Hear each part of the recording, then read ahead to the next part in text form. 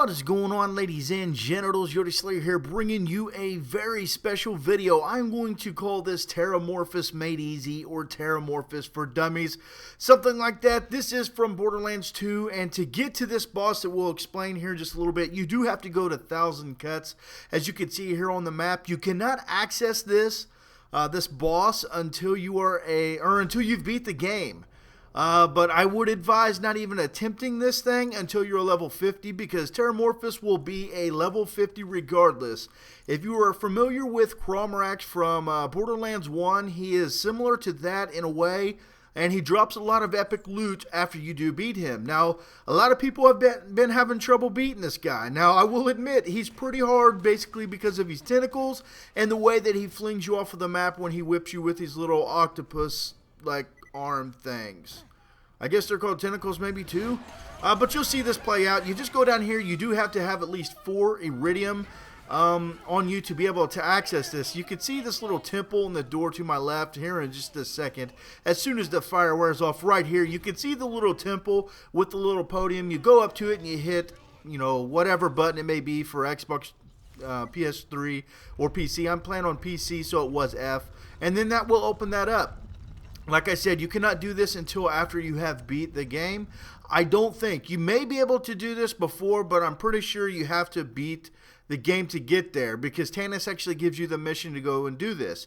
Now, like I said, this is for dummies, for you Borderlands fans out there that can just beast Terramorphous by running trains around him, you know, taking out his tentacles as they come.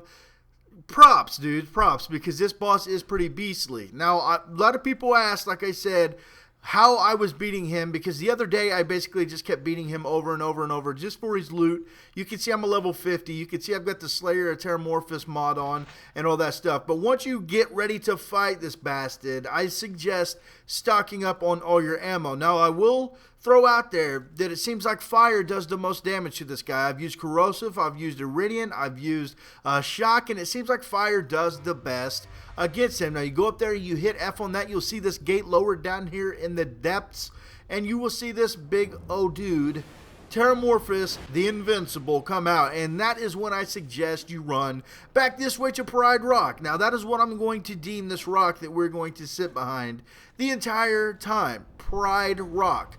Now, like I said, for you guys out there that are Borderlands beasts, you may be able, you know, you could run around this guy as long as you stay on his backside where he can't, like, hit you.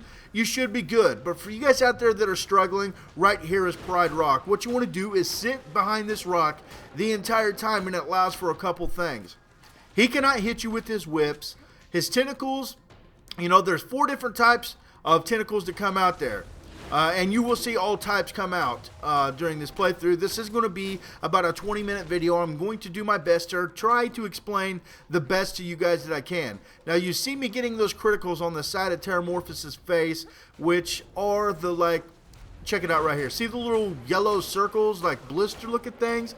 That is the critical. You want to start out with sniper rifles, because if you get those critical hits on him, you're level 50 by now. You've got some beastly snipers. You will do some major damage. Now, here's some of these tentacles here that I was referring to. They just basically, they're not too bad. You know, they just basically throw like these little pus balls at you. If you stay behind Pride Rock, you should be good. Now, Terramorphous comes to that spot right there that you just seen, right there by Pride Rock. Jump up out and come up here, because for whatever reason, he cannot hit you with his arms. So there, you know, when he's there, jump up there, stay away from him, you'll be good. The only time that becomes a problem is if they've got the rock throwing tentacles out there or the fire tentacles, which you will see come into play here in just a minute. Now, here are the rock throwing tentacles, and these can be a pain in the ass. I suggest anytime you see tentacles pop up, you want to take these beasts out as quick as possible. It seems like the only cock blocks I'm doing this Pride Rock, you know, way are the rock throwing ones, the laser beam ones, and the fire tentacles, because they put it to you, especially with Terramorphous out there hitting you with his arms and all that stuff. It can be pretty difficult, so I suggest taking them out as soon as possible. Now, you can see me right here using my beastly submachine gun. I only use that until the end. You know, once his life is getting a little low, I do whip it out and I shoot him with that. But I suggest keeping your submachine gun or whatever gun you have that's beastly with a high rate of fire. In my case, it is that submachine gun. I suggest keeping that for the tentacles. Now, if you got a sniper and you hit them in the critical spot there, you can take them out quickly. Here are the laser beam ones. As long as you crouch behind Pride Rock, you don't really have to worry unless they come up here to the left. Now, I'm in a bad position, but you see I whip out that submachine gun that really takes out those tentacles well, and I get them done. Now, I about go down again. Actually, I think I do go down again. Yeah, Terramorphous was right there. I tried to get up here, but the lasers. Use that submachine gun, take them out. You can see how fast it takes those tentacles out, and you should be good. Now, if you want to know how to get a really good fire weapon, you will get a really good corrosive submachine gun the first time you do this. Go to Moxie's over in Sanctuary. On the, on her bar, she has a jar to tip. All you do is just, hit a certain button on that jar, and it will show on the jar once you get there what it is to tip.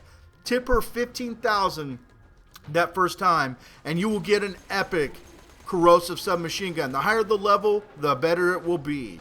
The next time you do that, and from I think pretty much every time after, you always get a fire submachine gun that is just beastly, dude. This one here does like 3,400 damage, and just, I mean, dude, it just tears through enemies if fire is what you need for them.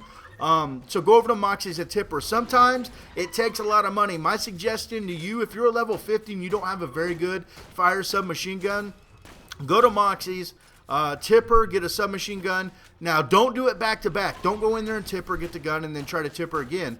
Leave that area or save the game after getting it, and then go back in, and it will only be like 15K again. If you tip her that 15K and then try to do it right after without leaving, it'll be really expensive. So if you get that first gun for 1500K or cheaper, just leave the area, save the game, and come back in, and it will remain cheap. If you try to do them over and over and over, sometimes it won't even give you a gun, and it'll get really expensive. But you can see there, we're still working out on our Pride Rock here. You see me jumping when she's underground.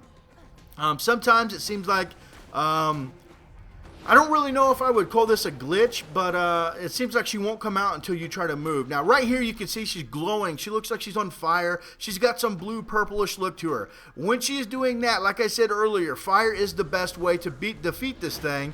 You can see I'm not getting any points. I'm not doing any damage to her right now. She is basically a boiling lava thingy. I don't know what this thing is. Is it like, would you call that a dragon? Would you call it like, I don't know what that is. An octopus? I don't know. I guess it's just a Terramorphous, whatever that could be.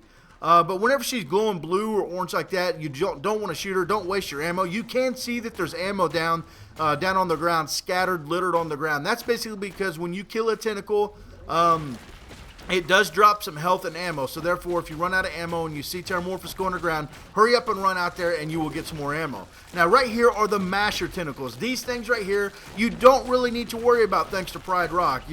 They start smacking and going crazy, as you can see there. But I suggest just leaving those, because in doing so, it felt like to me, if I was to destroy them, Terramorphous would go underground and, you get a new set of tentacles. But you can see and notice right here that Terramorphous seems to be staying above ground a little bit longer than what he usually does. And I think that's basically because all these tentacles are just going ham and trying to get to me. So, take it or leave it. You can destroy them if you want to. But I just left them. You can see they're not touching me at all, even though they're whipping all over the place. But, hey, each to their own. Now, you can see there I'm also using my phase blast, the siren. I'm a level 50 siren. I guess I probably should have thrown that out there. Now, some of the other classes are probably a lot better to do this than the siren. You can see I'm hitting with the phase blast there. He's glowing again, so I might as well not shoot him. Here are the fire tentacles. Now, these things are about the only things to worry about. These things put me down rather quickly. Thank God there's a lot of them. And they're pretty easy to put down, especially, like I said, if you got that beastly submachine gun. Now, for those that are familiar with Borderlands 1 and you've taken on Cromrax, there are some differences between the two. With Cromrax, it seemed like there was a lot more minions, the other enemies out there to kill, so you could actually run around the Cromrax a little better. I can kill Cromrax pretty efficiently with my Borderlands Siren thanks to the Phase Walk. Now, in Borderlands 2, there is no Phase Walk, it's a Phase Blast. In Borderlands, the Phase Walk allowed you to go invincible for a short period of time. Depending on how you had your skill set, you could go invincible for a lot longer than others. And the Siren was definitely the best for Cromrax. I don't, the Siren in Borderlands 2 is probably not the best to take on Terramorphous. I'm not really sure what the Commando do. The Gunzerker, it might be alright. Depending on what weapons you get and you go into Gunzerk mode, you might be able to go ham status and do a lot of damage really quick. But you're still vulnerable to those attacks because you're not in, you can still get hit while you're in Gunzerk mode.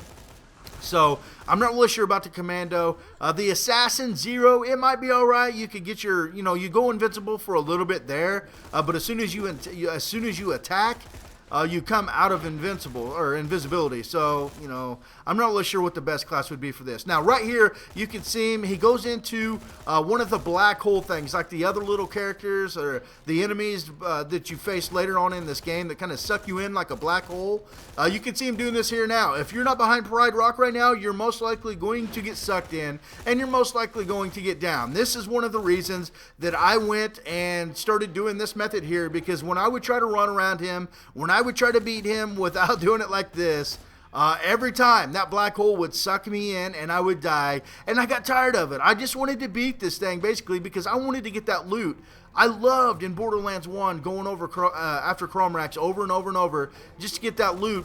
And, I wanted to be able to do that in Borderlands 2 as well, although it doesn't pay off as well as it does in Borderlands 1. You can see here all the ammo, all the health. I'm just running up there. Make it quick, because if he hits you off the map, he does one of those black hole things. You're going to hate yourself. I've died with like a quarter inch of life left on me. Now, Pride Rock is definitely not 100%. Like, you've seen me go down a few times already.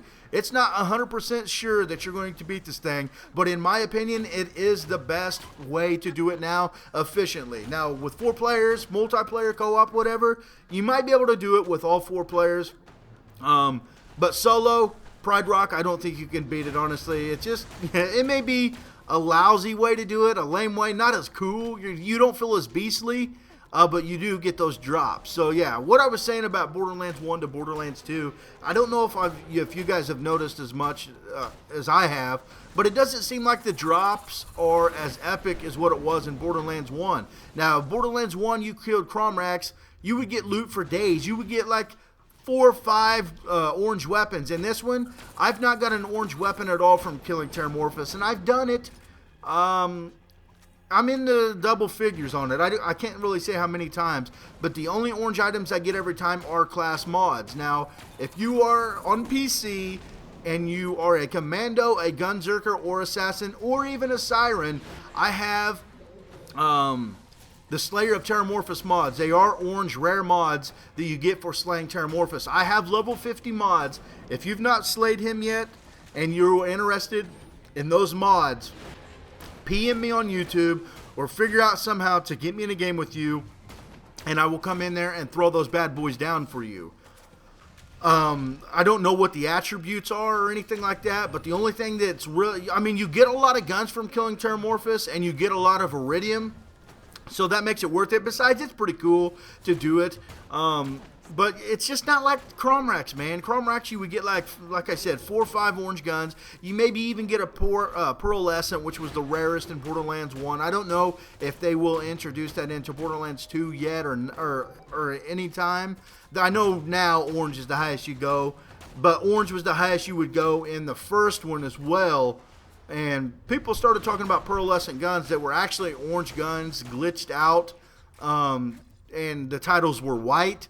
But they appeared above oranges because if you look in your inventory, the rarest and best items are above it goes up in value. And the term pearlescent weapons came because there were some guns out there that were glitched out and their color was white, although they were meant to be a dark orange. So they appeared above your orange weapons and they were white, and everybody just deemed them pearlescent weapons. Well, I'm pretty sure Gearbox eventually was like, pearlescent weapons are a good idea, so they introduced pearlescent weapons with the General Knox DLC to allow you to get cyan blue weapons that were pearlescent weapons is what they called it. And it's about the same color as what in Borderlands 2 your mission items, they appear like that cyan blue, that sky blue. It was about the color of those, but they were really epic weapons. Really epic weapons. A greenish teal is what it was, teal blue. and they were awesome weapons. I don't know if they have any intentions of introducing those into Borderlands 2 or not. I really wish they would. I wish they would up the you know, the rare. I just wish there was more loot. There's really not more loot. They advertised it as gazillion guns, and you know, there are a gazillion guns, don't get me wrong, but I have not found a weapon yet that I was just like, oh my god. You know, there's not been a WoW weapon yet, and in Borderlands 1 there was many WoW weapons, and you know, I'm sure they're out there. The submachine gun right there on the screen you can see is actually a pretty beastly weapon, but I've not found them. I've found one orange weapon for doing the mission where you go to the church and you got to dig up the grave, and then you got to do that 3-gun with the 2 enemies. I got an orange weapon off of them when I was like a level 38. That's the only orange gun I found. So I really hope they up that up, or you know, up the ante, I guess. But if you guys do not know what a shift code is, I will put this guy's. He's actually a Gearbox. He might even be the owner of Gearbox. His Twitter is Duval Magic. There's shift codes, or what they're called, and you enter them into the game in the extras menu, and allows you, when you enter these shift codes, you get extra golden keys for that sanctuary, or for that box in Sanctuary.